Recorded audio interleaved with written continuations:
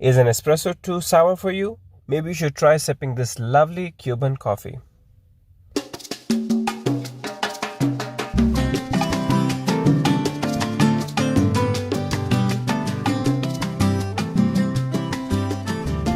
Cubans started growing coffee in the late 1700s and it steadily grew in popularity.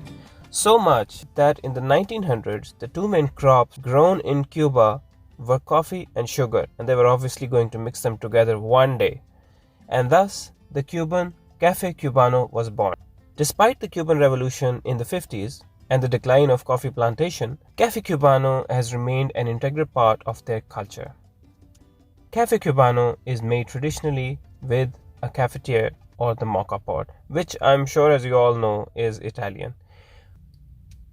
Originally, the Cubans use Demarara sugar in their Cuban coffee, which is basically unrefined brown sugar with molasses in it. We take the first few drops of the coffee and pour it over the sugar.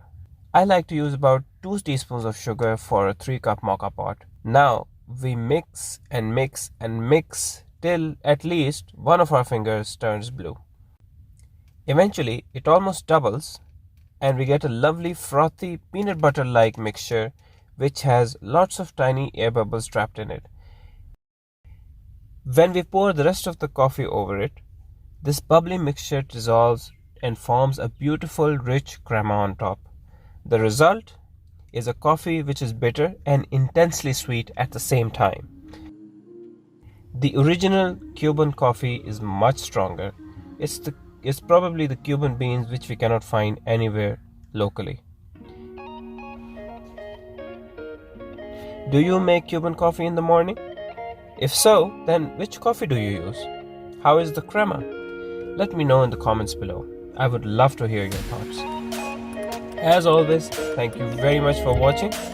Stay safe and have a blessed Ramadan.